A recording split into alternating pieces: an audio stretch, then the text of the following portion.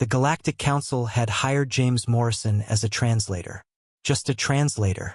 His file said, linguistics expert, non-combatant, fluent in 17 languages including High Vraxian, Zelothi Battletongue, and Ancient Corvani. Nobody asked why a translator had burn scars on his knuckles. The peace summit on Kepler Station was supposed to be routine. The Threnodai Confederacy and the Yull Collective had been fighting over mining rights for decades. They'd finally agreed to negotiate, with the council mediating. Morrison was assigned to ensure nothing was lost in translation. He sat between the delegations, unassuming in his civilian clothes. Ambassador Crix of the Threnodai noted how the humans' eyes tracked every movement in the room. Curious behavior for a linguist. The Threnodai require 70% of the asteroid field's yield, Crix declared through clicking mandibles. Morrison translated to the Yull representative, whose bioluminescent form pulsed with agitation. The collective will accept no less than equal distribution. Back and forth they went, Morrison translating each word with perfect precision, his voice calm and professional. Then the Yull delegate said something that made Morrison pause. What did he say? Crix demanded. Morrison's expression didn't change. He said they've planted neutron bombs in Threnodai nursery worlds. If you don't accept their terms, 3 billion of your young will die in 17 minutes. The room erupted. Threnodai guards reached for weapons. Yull delegates began activating personal shields. And Morrison stood up. Excuse me, he said politely. I need to make a call. He stepped into the corner and spoke quietly into his communicator. The aliens were too busy threatening each other to pay attention to the translator making personal calls. This is Morrison. Authentication. Gamma 77. We have a code black situation. Neutron bombs, multiple sites. Yes, sir. Understood. Going dark. He returned to the table, straightening his tie. Gentlemen, perhaps we should take a brief recess? There's no time, Crix screeched. They'll murder our children.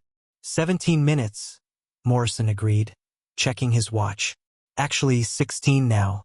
Tell me, Ambassador Yultalk, the detonation codes, voice-activated or biometric?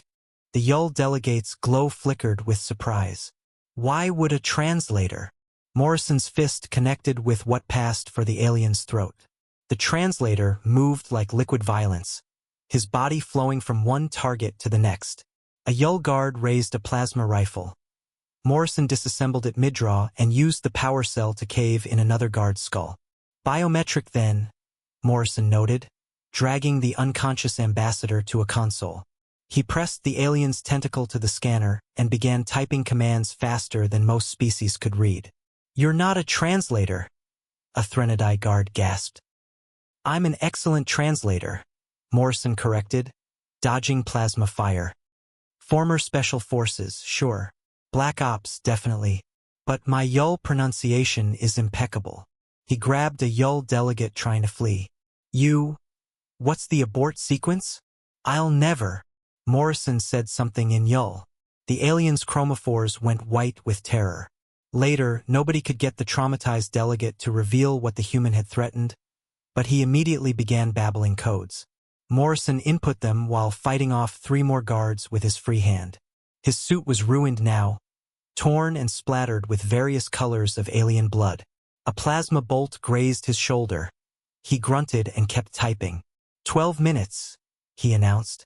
Come on. There. The main screen lit up with Yull military frequencies. Morrison spoke rapid-fire Yull into the system, his voice modulating to perfectly mimic their bioharmonics. The enemy fleet commanders thought they were receiving orders from their own leadership. All bombs deactivated, Morrison reported, then switched to Threnodai Battletongue. Your counterattack squadrons can stand down too, Ambassador Crix. Yes, I know about those. Your military encryption is adequate. Both delegations stared at the blood-soaked human standing amid unconscious guards and sparking equipment. Morrison pulled out a handkerchief and dabbed at a cut on his forehead. Now then, he said pleasantly, shall we discuss those mining rights like civilized beings? Or do I need to translate more aggressively?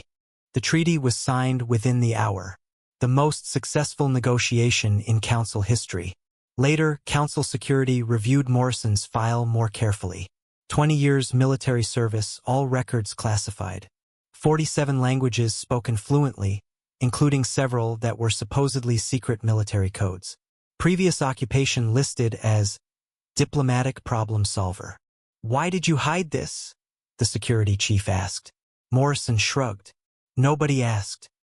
My job was translation. I translated the Yule delegate perfectly. He said they'd kill billions. So I translated that threat into something everyone could understand. Violence. Some concepts are universal. But you're supposed to be neutral. I was completely neutral, Morrison insisted. I beat both sides equally. From that day forward, whenever negotiations included a human translator, all parties behaved with exceptional courtesy. Word spread quickly. Humans didn't just translate languages. They translated intentions. And if those intentions were hostile, well, the humans had a saying, speak softly and carry a big stick. Apparently, their translators were the stick.